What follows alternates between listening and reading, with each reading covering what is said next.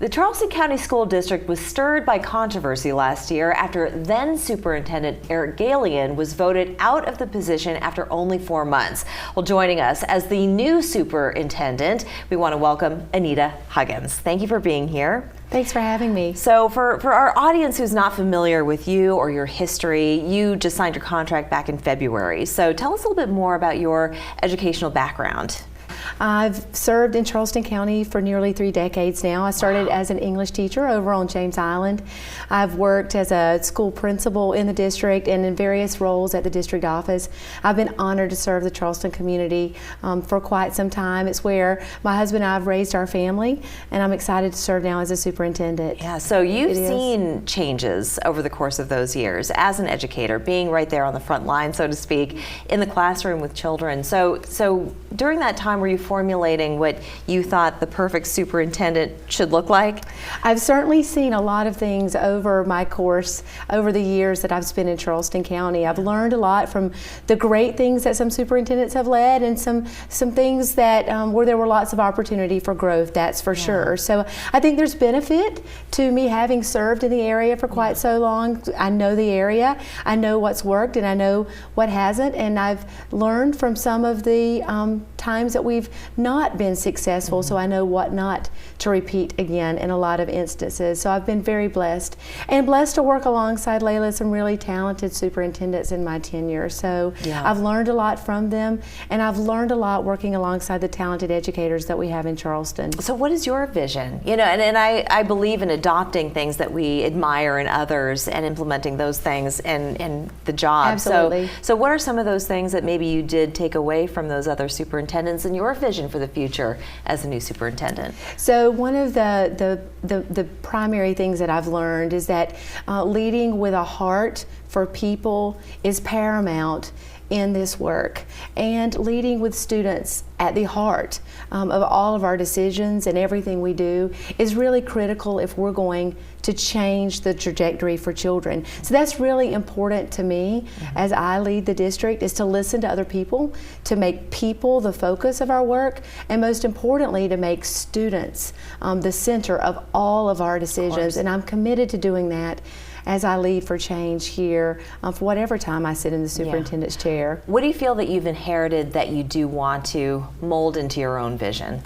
I'm really, really glad you asked. One thing I know we may talk about today is this weighted student formula. So I want to take what we've done in the past around how we allocate resources to schools, and I want to figure out how to better do that and to better serve children. I also want to figure out how we value and reward employees and honor the work that they give so unselfishly to as we move the work forward. That's critically important to me, to make sure all of our decisions are focused on the schoolhouse and the people who work tirelessly each and every day to serve our children. You know, South Carolina as a state has really made its place on the map in so many different ways, politically, economically, and it's also a place where so many people want to move to because of the lifestyle that it affords.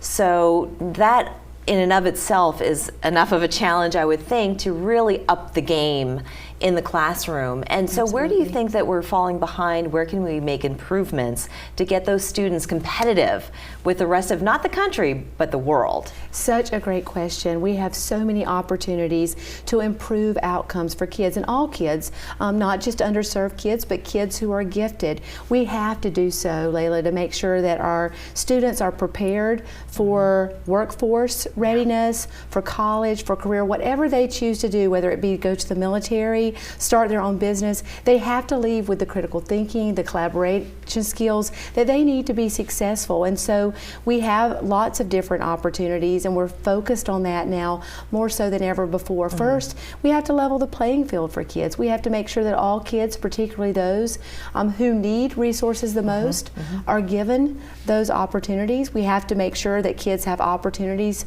for internships and experiences that they might not normally have the opportunity to have. We also have to make sure that kids are challenged with rigorous learning opportunities like advanced placement courses and dual credit opportunities, and we're looking at increasing those. And so we have at our fingertips lots of opportunities to make Charleston a premier school system that serves its children. What about raises for teachers? They are some of the hardest working. It is a calling to be a teacher. Indeed, so it are we is. going to see raises for teachers? We are. I'm optimistic that I am blessed to serve alongside a board that I believe is truly committed to children and to employee raises of all kind. Last night, our committee of the whole, our board, forwarded unanimously for first reading a $7,500 increase for teachers, which will make us the leader in the state, Layla.